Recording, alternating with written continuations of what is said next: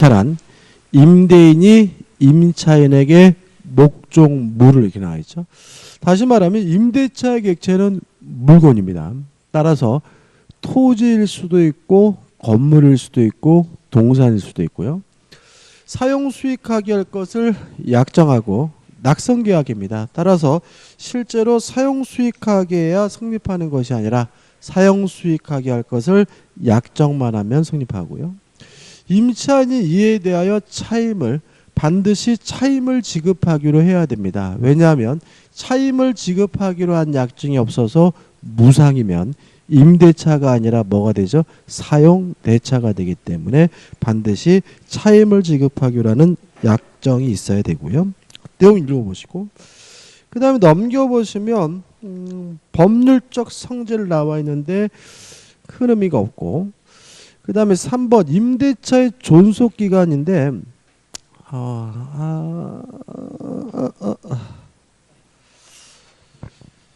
쓸데없는 내용이 있는데요. 일단 최장기간에 대해서는 무제한입니다.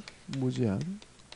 간단하게 뭐 헌법재판소의 결정 뭐 의미 없고 무제한이고 따라서 우리 판례는 영구무한으로도 설정하는 것이 가능하고도 뭐죠? 유효하다. 그래서 꼭 기억해 두셔야 되고 그 다음에 더 중요한 게 뭐예요? 존속기간 최단기간이죠. 최단기간은 원칙적으로 보장하지 않는다.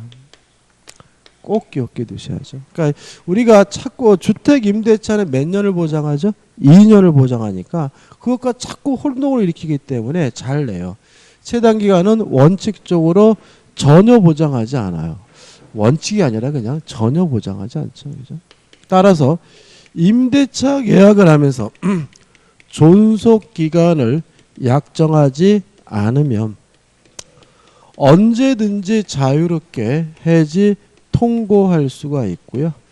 만약에 임대인이 해지 통고라면 6월, 임차인이 해지 통고하면 1월 지나면 임차권이 뭐가 돼요? 소멸이 되는 거죠. 그래서 가장 많이 나오는 것은 임대차에 대해서 약정이 없으면 계약기간은 2년이다 X.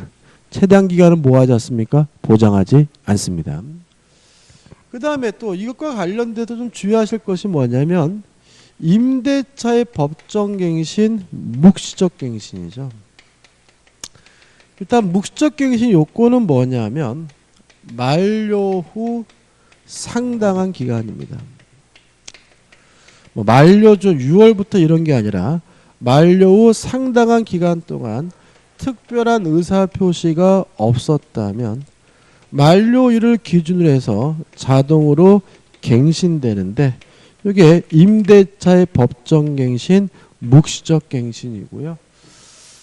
따라서 존속기간은 뭐로 바뀌게 되냐면 약정이 없는 것으로 바뀌어요. 이것도 1년, 2년 보장기간이 없는 거죠. 따라서 언제든지 자유롭게 해지 통고할 수 있고요. 임대인이 하면 몇 개월이죠? 6월. 임차인이 하면 1월 지나면 임차권이 뭐가 돼요? 소멸이 됨을 주의하시기 바랍니다. 그 다음에 4번 임대차 갱신에서 계약에 의한 갱신 약정으로 갱신할 수가 있고 2번 계약갱신 청구권과 지상물 매수 청구권이 나오는데 좀 이따 정리해보죠. 그 다음에 우측에 보시면 법정갱신 말씀드렸고 5번 기간을 정하지 않은 임대차에서 말씀을 드렸죠. 그 다음에 넘겨보시면 임대인의 권리가 나오죠. 차임을 지급 청구할 수 있고요.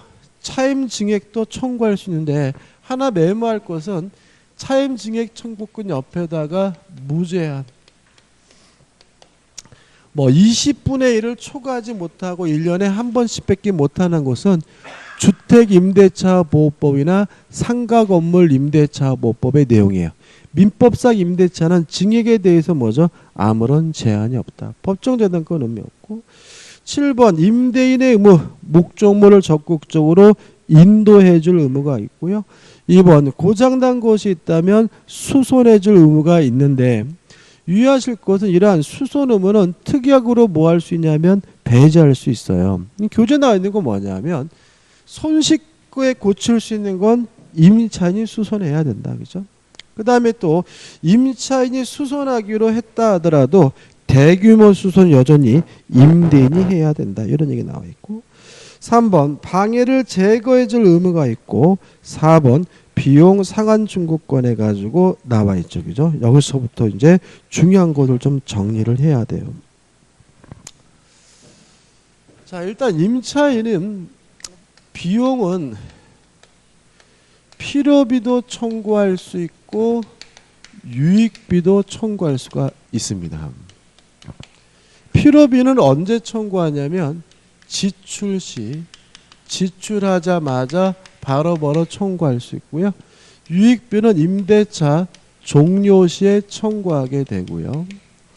행사 기간에 제한이 있는데 이 목적 물건을 임대인에게 반환한 때부터 6개월 내에만 행사할 수 있음을 주의하시 바라고 요 비용 상한 청구권에 관한 민법 규정은 임의 규정이기 때문에 특약으로 뭐 할 수 있죠? 배제할 수가 있고요.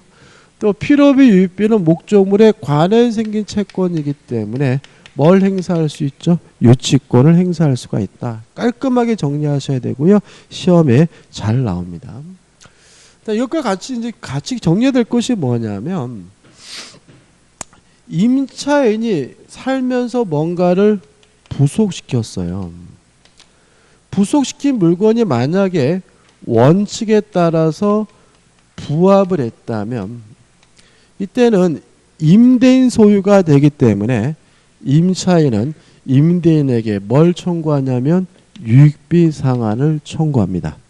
언제? 임대차 종료 시에.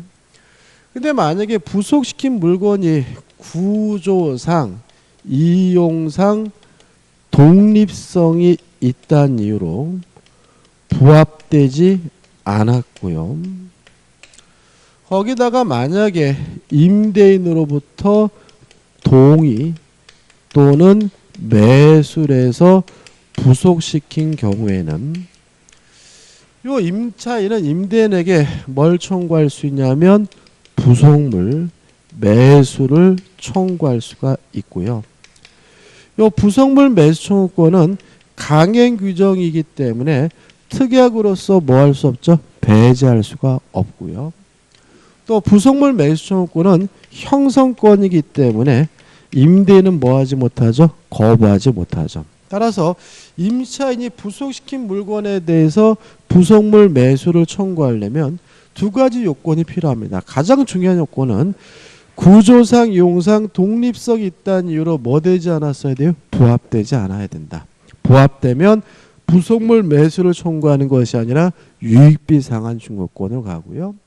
두 번째, 임대인으로부터 동의 또는 매수해서 부속시켜야 된다. 만약에 부합되지 않았더라도 무단으로 증축하거나 부속시킨 경우에는 뭘 청구하지 못하죠? 부속물 매수를 청구하지 못한다는 거 꼭 기억해 두시기 바랍니다. 그 다음 이것과 같이 이제 기억할 것은 뭐냐면 토지 임차인이죠. 토지 임대차의 경우에는 임대차가 존속 기간이 만료됐다는 사유로 소멸된 경우만은 임차인이 임대인에게 한 번 더 하자 갱신을 청구할 수가 있고요. 임대인이 거부하면 임차인은 내 건물 사라는 의미에서 지상물, 건물에 대해서 매수를 청구할 수가 있습니다. 여기까지는 무엇과 똑같죠? 지상권하고 똑같습니다. 왜냐하면 토지 임대차에 대해서 지상권에 관한 민법 규정을 뭐하고 있기 때문에 준용을 하고 있기 때문에 그래요.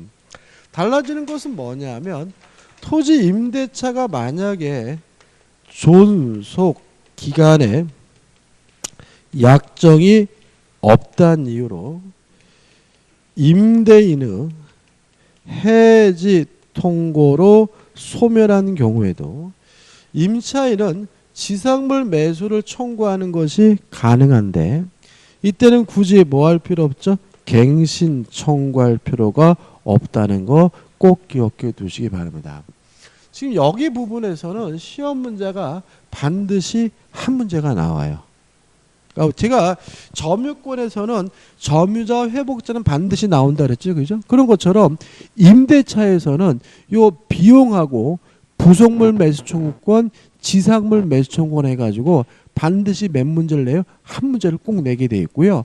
좀 낼 때는 뭐죠? 까다롭게 내기 때문에 확실하게 정리하셔야 돼요. 그러니까 복잡하게 다양하게 하는 것이 아니라 체계적으로 깔끔하게 명확하게 내 것으로 뭐죠? 만들 필요가 있다는 거 다시 한번 강조해 말씀드리고 이렇게 좀 정리하시면 됩니다. 끝입니다. 그 다음에 169페이지 오시면 임차인의 권리에서 임차권 특별한 건 없고요. 물권이 아니라 뭐죠? 채권입니다. 따라서 제3자에게 대항할 수가 없는데 하단에 등기라면 제3자에게 대항할 수가 있고요. 맨 밑에 건물의 소유를 목적으로 한 토지 임차인의 경우에는 지상 건물에 대해서 등기하면 임차권 등기 없이 제3자에게 대항할 수가 있고요. 넘겨보시면 또 부속물 애초권 나왔죠. 설명드렸고 그 다음에 임차인의 의무에서 차임을 지급할 의무가 있다. 끝. 밑에서 네 번째 줄 차임 연체와 계약의 해지에서 이익의 차임을 지급하지 않으면 임대차 계약을 해지당한다. 그다음 맨 밑에 임차인은 임대차 목적물을 반환할 때까지 선량한 관리자로서 주의해서 보관해야 하고요. 171페이지 오시면 임차권의 양도와 임차물의 전대 제한인데 임차권은 임대인의 동의 없이는 양도하거나 전대할 수가 없다. 만약에 동의 없이 양도 전대하면 임대인은 임대차 계약을 뭐 할 수 있죠? 해지할 수가 있다. 기억해 두시고 그 다음에 11번에서 임대인의 동의 없는 양도와 전대에서 둘로 나누는데 뭐로 나누는지 모르겠는데요. 일단 동의가 없더라도 양도 전대 계약 자체는 동그라미 땜이 1번 유효하다. 유효하다는 말은 뭘 져야 돼요? 책임을 져야 되니까 임차인은 임대인으로부터 동의를 받아줄 책임을 부담하고요. 동의를 받지 못한다면 담보 책임을 지게 되고요.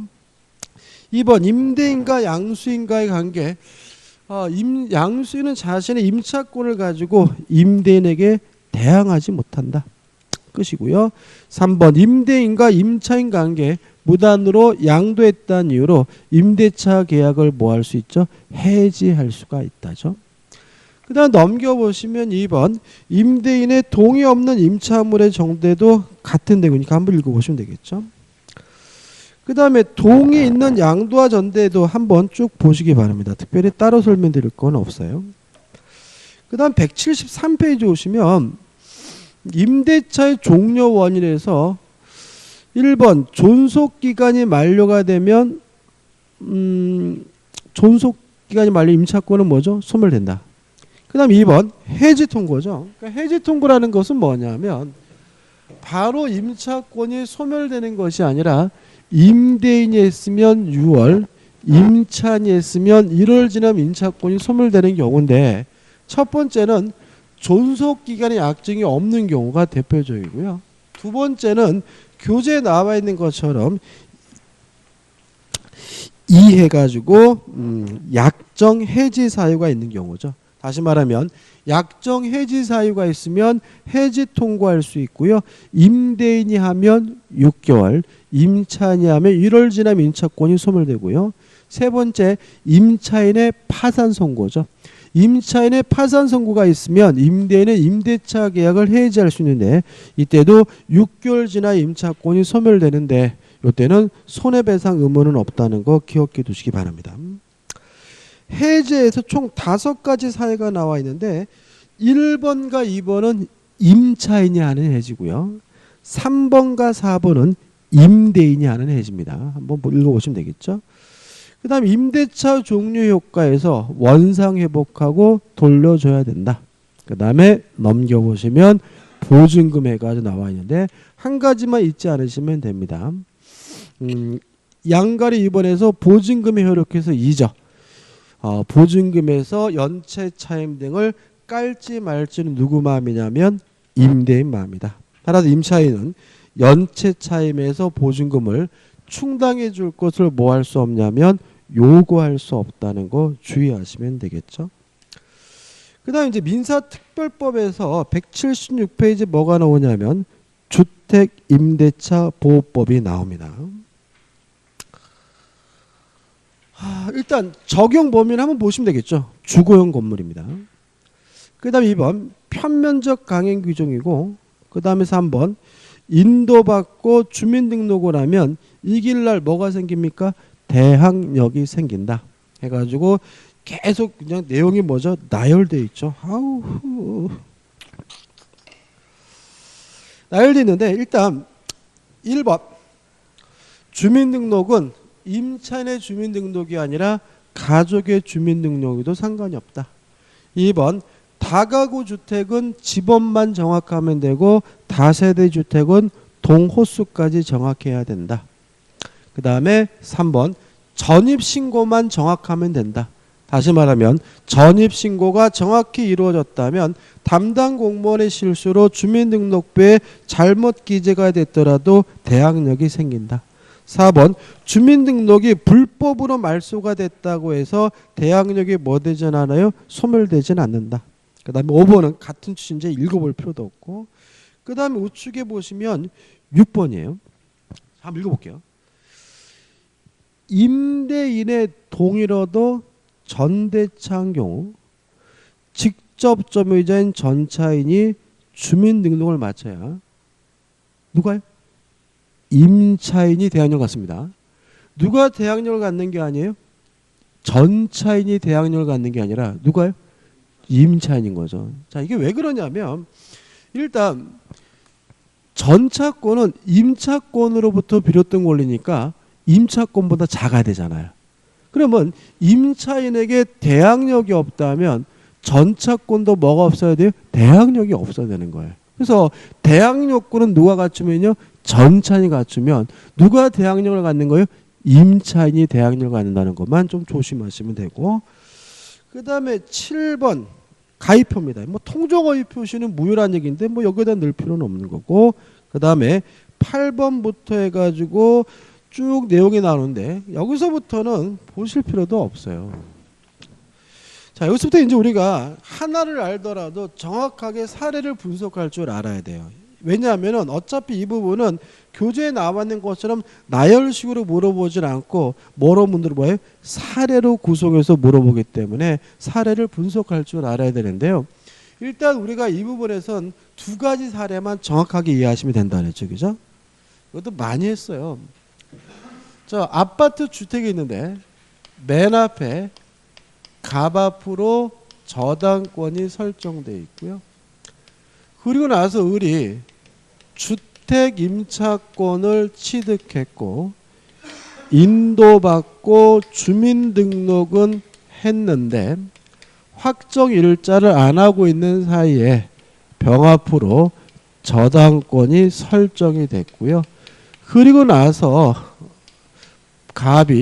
을이 부랴부랴 확정 일자를 갖췄다. 이 사례가 굉장히 중요합니다. 어차피 시험 문제는 이 사례를 조금씩 변형을 해가지고 뭐합니까? 문제를 만들고 있기 때문에 그래요.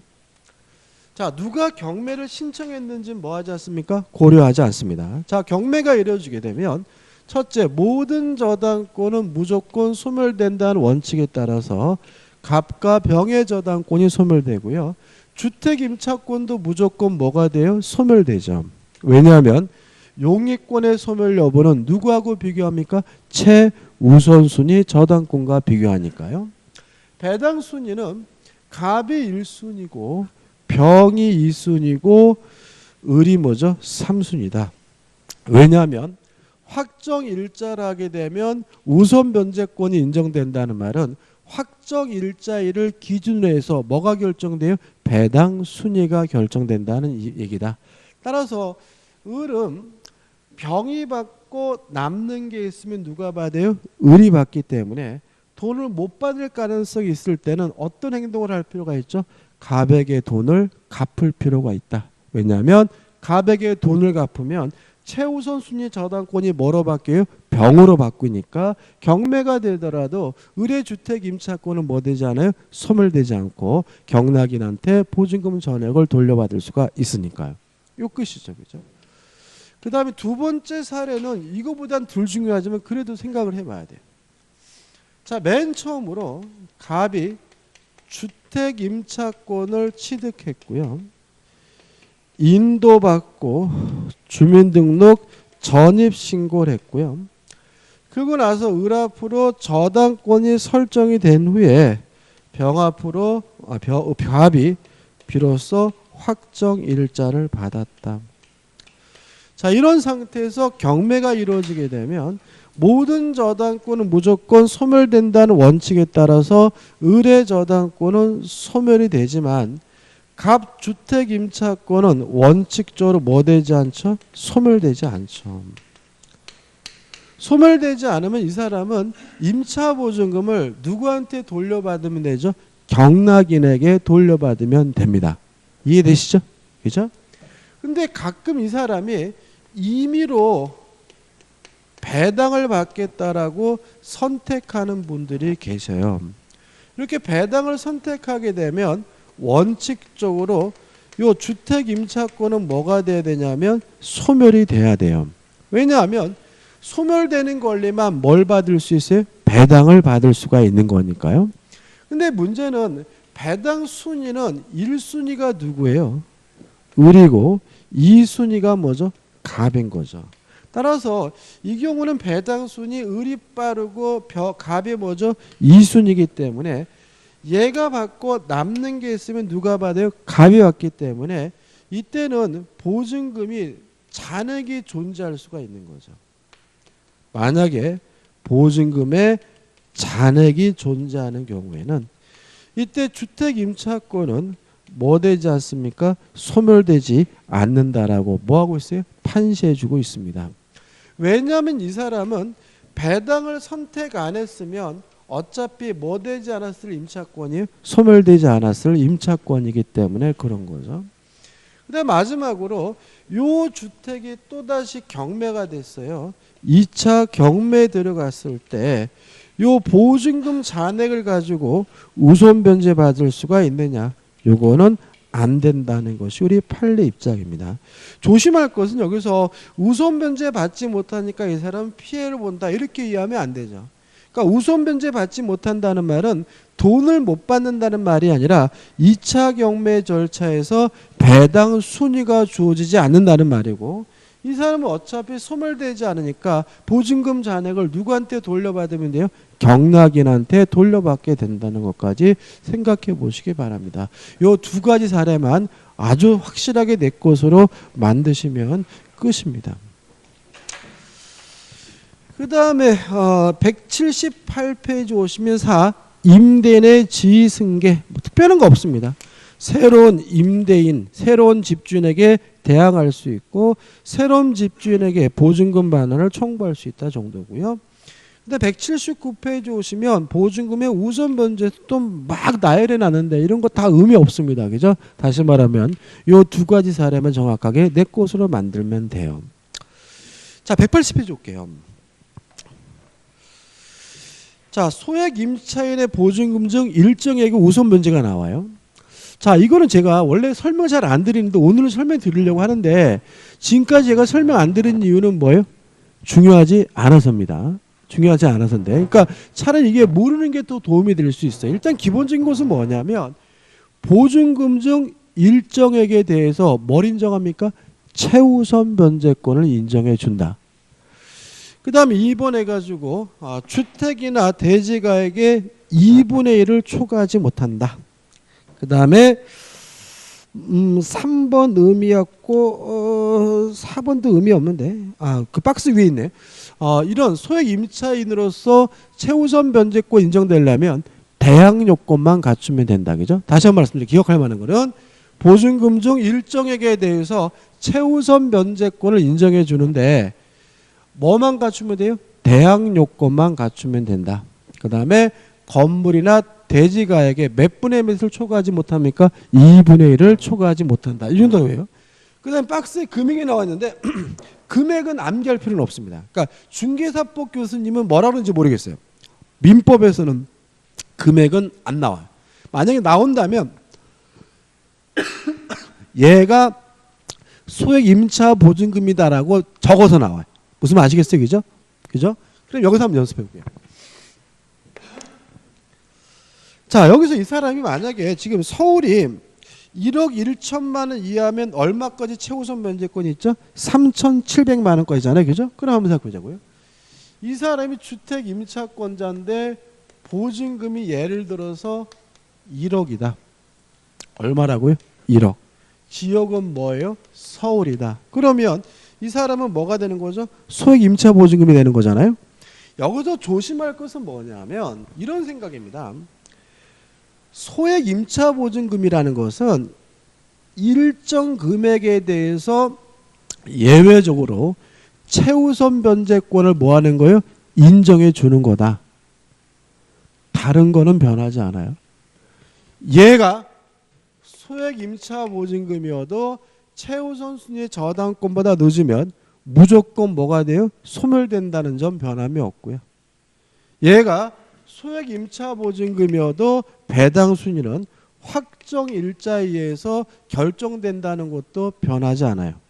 다시 말하면 얘는 갑보다 늦었기 때문에 무조건 소멸하고요. 배당 순위는 갑이 1순위, 2순위는 병이고 3순위가 을이라는 점은 뭐죠? 변함이 없는데 다만 3,700만 원에 대해서만은 별도로 뭘 인정해요? 최우선 변제권을 인정해 준다. 이렇게 위에 하나 어떻게 해요? 더 붙이는 것으로 이해하면 되는 거예요. 그래야 복잡하잖아. 이거를 막 일일이 따지고 있으면 안 되겠죠? 그럼 결과적으로 얘가 가장 먼저 3,700만 원 받고 남는 게 있으면 누가 받아요? 갑이 받고 남는 게 있으면 병이 받고 남는 게 있으면 나머지 6,300을 누가 받는 거예요? 을이 받는 거다. 이렇게 기억하시는 겁니다. 그죠? 다시 한번 말씀드릴게요. 소액 임차 보증금에 해당한다고 해서 소멸 여부가 달라지지도 않고 배당 순위도 어떻게 해요? 뒤바뀌지도 않습니다. 다만 보증금 중 일정액에 대해서 뭘 인정합니까? 최우선 변제권을 인정할 뿐이다 라고 생각하시고 해보시기 바랍니다. 시험에 내지는 않습니다. 그죠? 그 다음에 7번 임차권 등기 명령 제도가 나오죠.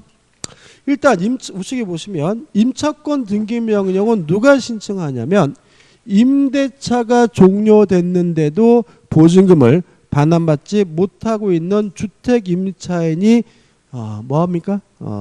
신청하고요. 2번 대항 요건을 상실하더라도 대항력과 우선 변제권이 계속 뭐죠? 유지가 되고요. 그 다음에 3번, 4번은 의미가 없고 5번 비용은 누가 부담합니까? 임대인이 부담한다. 그 다음에 6번 이 나와 있는데 6번도 의미가 없죠.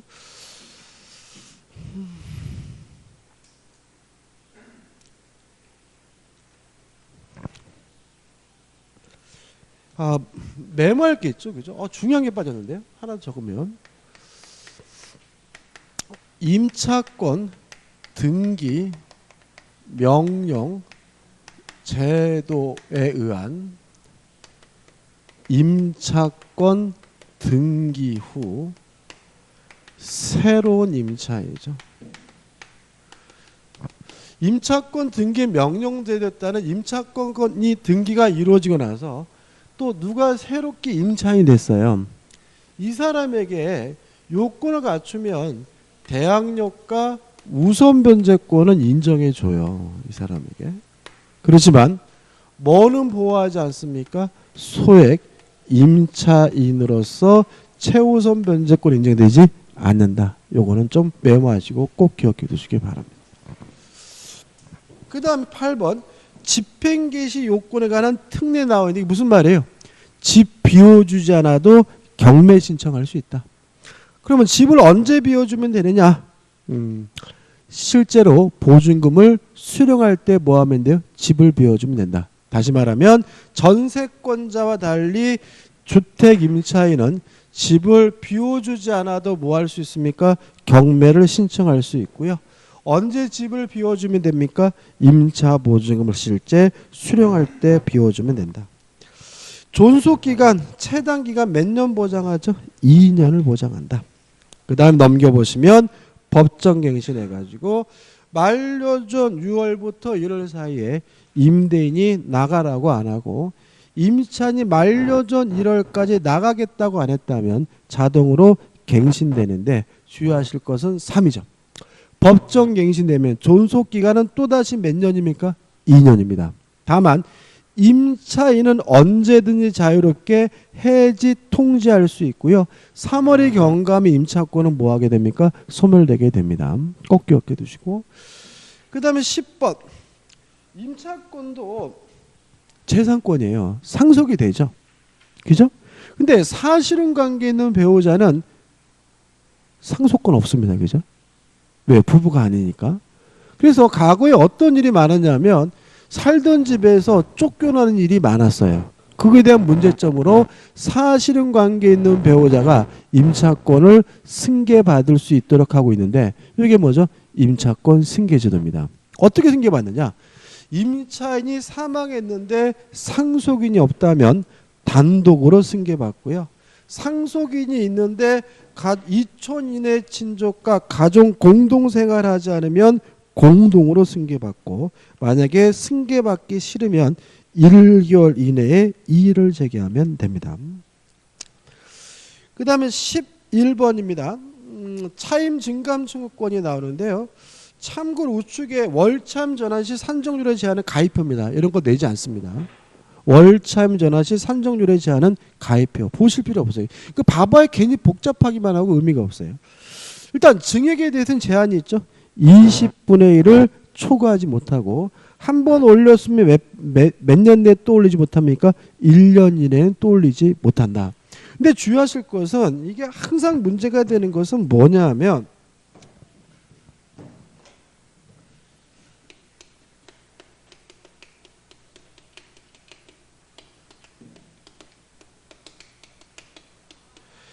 계약 기간 중 일방적으로 증액하는 경우에만 뭐죠? 제한인 거죠. 그죠? 따라서 만약에 재계약을 하면서 증액을 하는 경우에는 뭐예요? 무제한이다. 이해되시죠? 그죠? 다시 말하면 20분의 1을 초과하지 못하고 1년에 한 번씩 뺏기 못하는 것은 계약 기간 중 일방적으로 증액하는 경우에만 제한이니까 재계약을 하면서 증액하는 경우에는 아무런 제한이 없다는 거 꼭 기억해 두시기 바랍니다. 그 다음에 상가 건물 임대차 보호법이 나오죠. 적용 범위. 모든 상가 건물에 대해서 다 적용되는 것은 아니고 환산보증금이 일정 금액을 초과하지 않는 경우에만 적용되는데 환산보증금은 어떻게 계산합니까? 보증금 더하기 월세 곱하기 100이죠. 이게 뭐죠? 환산보증금이고요. 서울 기준 하면 요거를 얼마 초과하면 됩니까? 9억을 초과하지 않아야 상가 건물 임대차 보호법이 적용이 됩니다. 다른 지역은 뭐에 신경 쓸 필요가 없고요. 뭐죠? 서울만 9억을 초과하지 않아야 상가 건물 임대차 보호법이 적용이 돼요. 그럼 여기서 이제 우리가 생각해 볼 것은 뭐냐면 9억을 초과하면 어떻게 할 거냐? 그러니까 9억을 초과하면 상가 건물 임대차 보호법이 적용되지 않는다는 말은 원칙적으로 뭘 적용해 줘야 된다는 거예요? 민법이 적용된다는 거죠. 뭐가요? 민법. 그죠? 그래서 우리가 민법상 임대차를 아무짝에도 쓸모없는 거 생각하시는 분들 굉장히 많아요. 근데 실제로 민법상 임대차가 적용되는 상가가 있고요. 그죠? 상가 9억 넘으면 더 있잖아요. 그죠? 그 다음에 또 토지도 다 뭐가 적용돼요? 민법이 적용되거든요. 그래서 오히려 개수만 놓고 보면 주택 임대차 보호법보다 민법상 임대차가 적용되는 게 많아요. 근데 주의하실 것은 뭐냐면 184페이지 보시면 중간에 4번이 나와요. 4. 다음 사항은 보증금 금액에 관계없이 모든 상가 건물 임대차에 적용된다. 다시 말하면 1번 보시면 대항력, 계약 갱신 요구권, 권리금 보호 규정, 차임 연체 시 해지 규정, 표준계약서는 의미가 없죠. 경과 규정도 의미가 없습니다. 그럼 여기서 우리가 적어보자고요. 자, 원칙주로 민법이 적용되는데 뭐는 인정해줘요? 대항력은 인정해줘요. 그죠? 우선 변제권 인정하지 않습니다. 뭐만 인정할 뿐이에요? 대항력만 인정할 뿐인 거예요. 그죠? 그 다음에 또 계약 갱신 요구 인정되죠? 그죠? 그러면 뭘 인정하지 않아요? 최단 기간 보장하지 않아요. 그죠? 뭘 보장하지 않는다고요? 최단 기간 보장하지 않아요. 또 그 다음에 묵시적 갱신도 상가 건물 임대차가 아니라 뭐가 적용되는 거예요? 민법이 적용되는 거예요. 무슨 말 아시겠어요? 그러니까 예를 들어서 9억이 초과되는 상가 건물을 적어놓고 묵시적 갱신되면 기간이 1년이다. 그럼 뭐라고요? X다. 왜냐하면 1년이 아니라 뭐죠? 존속기간의 약정이 없는 거기 때문에 언제든지 자유롭게 뭐 할 수 있어요? 해지 통지할 수 있는 거니까요. 그 다음에 또 뭐가 나옵니까? 차임 권리금 보호 규정 기억해 두시면 되고, 차임 연체 시 해지 규정 2기가 아니라 몇 기요? 3기다. 2기가 아니라 몇 개요? 3기. 다시 말하면 2기가 아니라 3기를 지급하잖아요. 임대차 계약을 뭐 할 수 있어요? 해지할 수 있다. 이거 적용된다는 거죠. 꼭 기억해 이거예요. 그죠? 시험 알 가능성이 많아요. 우선 변제권 인정되지 않고요. 그 다음에 최단 기간 뭐 되지 않습니까? 보장되지 않고, 그 다음에 묵시적 갱신에 대해서 뭘 적용합니까? 민법이 적용된다. 어차피 틀린 걸 찾아야 되니까 요 세 가지 규정을. 작년에 뭐죠? 우선 변제권이 인정되지 않는다는 게 시험 문제에 나왔어요. 그 다음에 계약갱신 요구에서 5년을 초과하지 않는 범위 내에서 계약갱신을 요구할 수가 있는데요. 이러한 계약갱신 요구에 대해서 임대인이 뭐 하지 못하냐면 거부하지 못해요. 다만 총 8가지 사유에 대해서 임대인이 뭐 할 수 있냐면 거부할 수가 있는데, 여기서 조심할 것이 뭐냐면 3. 서로 합의하여 임대인이 임차인에게 상당한 보상을 제공할 것. 다시 말하면 상당한 보상을 제공했다는 이유로 계약갱신 요구를 계약갱신 요구를 거부하려면 뭐가 필요합니까? 서로 합의가 필요하다. 어떻게 나오겠어요? 상당한 보상을 공탁했다. X. 뭐가 필요합니까? 합의가 필요해. 그 다음에 또 기억할 것이 뭐냐면 5조. 임차인이 임차한 건물의 전부 또는 일부를 고의 또는 뭐라고요? 중대한 과실로 파손한 때. 어떻게 나왔겠습니까? 고의 또는 경과실로 파손한 때. 그럼 뭐가 돼요? X가 되는 거죠. 그 다음에 7호 해가지고 임대인이 목적 건물의 전부 또는 대부분을, 뭐가 중요합니까? 대부분이 중요하겠죠. 어떻게 나오겠어요? 전부 또는 일부를 철거하거나 이러면 뭐죠? X다. 뭐 해야 돼요? 대부분이어야 되는 거죠. 그 다음 우측에 오른쪽 면에 가. 임대차 계약 체결 당시입니다. 자, 무슨 말이냐면 재건축 계획을 언제 알려줘야 되냐면 임대차 계약 체결 당시에 알려줘야 돼요. 임대차 계약 체결 당시에 알려줬어야 계약갱신 요구에 대해서 임대인이 뭐 하지 못합니까? 거부하지 못합니다.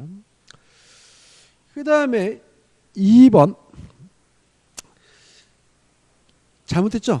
계약갱신 요구를 이제는 5년이 아니라 몇 년입니까? 10년입니다. 그죠? 5번. 찾으셨나요? 양갈이 2번이네. 2번. 임차인의 계약갱신 요구권은 최초의 임대차 기간을 포함한 전체 임대차 기간이 몇 년이죠? 10년을 초과하지 않는 범위 내에서 인정됩니다. 저는 솔직히 너무 길지 않나요? 10년이면. 이게 좀 너무 긴 것 같아요. 그러니까 이게 건물주 입장에서는 좀 그런 것 같아요. 그 다음에 이제 권리금 보호 규정인데, 한번 읽어보시되, 올해는요, 시험 문제가 나올 때가 정해졌어요. 그러니까 상가 건물 임대차 보호법은 나올 때가 정해졌어요. 이유가 있는데.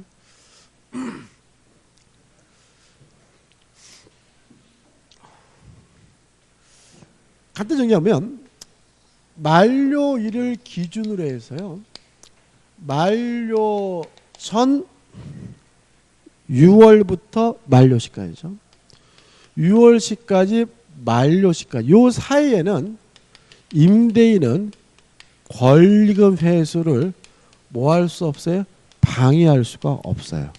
방해를 금지. 그러니까 항상 금지되는 것이 아니라 만료 전 6월부터 만료시까지만 권리금 회수를 방해하지 못해요. 자, 요 규정이 계약 갱신을 요구할 수 있는 권 행사 기간인 10년 내에만 적용이 되느냐, 요게 문제가 됐어요. 자, 지금 계약갱신 몇 년 요구할 수 있어요? 10년이잖아요. 그러면 10년이 지나고 나서 계약갱신 요구를 못하니까 임대인이 뭐 할 수 있어요? 쫓아낼 수 있잖아요. 이때 그 10년 지나면 권리금 회수를 방해도 상관이 없느냐, 이게 문제가 돼가지고 올 대법원 5월 16일 날입니다. 올해 5월 16일 날 대법원에서 판결이 있었어요. 뭐라고 판결했냐면 적용이 안 된다. 다시 말하면 권리금 회수 방해 금지는 10년 동안만 방해를 못하는 게 아니라 10년이 지나도 방해할 수 없다라고 판시하고 있습니다. 이게 출제될 거예요. 올해 5월 16일 날 팔리니까. 다시 말씀드릴게요. 자, 임대인은 권리금을 만료 전 6월부터 만료시까지 뭐 하지 못해요? 방해하지 못하잖아요. 계약갱신 요구권을 행사할 수 있는 기간이 지났더라도 더 이상 방해할 수 없다는 것이 우리 판례 입장임을 주의하시기 바랍니다. 다시 한번요. 권리금 회수 방해 금지 규정은 10년이라는 규정이 뭐 되잖아요? 적용되지 않는다. 따라서 10년이 지났더라도 여전히 권리금 회수를 뭐 하지 못해요? 방해하지 못한다는 게 판례 입장입니다. 이게 올해 나올 겁니다. 올해 5월 16일 날 판례에서. 그러니까 이게 엉뚱하게 됐어요. 그 사건 내용 보니까 임대인이 굉장히 뭐예요? 그 뭐라 그러나 그 억울할 것 같아요. 왜냐하면 이제 갱신 요구할 시간이 다 지났어요, 그죠? 지나가지고 이 양반이 지금 뭐 하려고 하냐면 그 재건축하려고 하는 거예요. 너무 낡아가지고. 그래가지고 세입자가 이제 다른 사람을 데리고 왔는데 아, 그 사람과 나 계약 안 하겠다. 이게 뭐예요? 권리금 회수 방해거든요. 왜 하느냐 그랬더니 아, 나 이거 때려 부수고 다시 재건축하려고 한다. 그랬더니 임차인이 뭐죠? 임대인에게 권리금 회수를 방해했다는 이유로 손해배상 청구하는 소송을 제기했어요. 그랬더니 임대인은 요 기간이 어떻게 해요? 지났으니까 요 규정이 적용되지 않는다라고 주장을 해가지고 고등법원까지는 임대인이 승소를 했어요. 근데 이번 대법원에서는 임차인이 손을 들어줘가지고 기간이 지나더라도 권리금 회수 보호 금지 규정은 뭐죠? 적용이 된다. 따라서 요 기간이 적용되는 것은 아니라는 거 꼭 기억해 두셔야 합니다. 어차피 이게 나을 거고 요게 뭐죠? 답일 거예요. 그 다음 추가될 것은 자, 방해를 할 수 없는데 방해를 했어요. 방해를 하면 임차인은 임대인에게 손해배상을 청구하게 되는데 이렇게 기억하시면 되죠. 기존 권리금과 신규 임차인이 지급하기로 한 권리금 중 방해를 하면 임차인 임대인에게 손해배상을 청구할 수가 있는데 기존 권리금과 신규 임차인 지급하기로 한 권리금 중 낮은 금액이죠. 낮은 금액을 초과할 수가 없다. 예를 들어서 이 사람은 그것도 마찬가지인데 대충 보니까 기존 권리면 한 5천만 원 되는 것 같아요. 5천만 원. 근데 이 사람이 오랫동안 장사를 하고 장사가 잘 돼가지고 새로 그것을 인수하기로 한 사람이 1억 7천을 주기로 했더라고요. 얼마요? 1억 7천.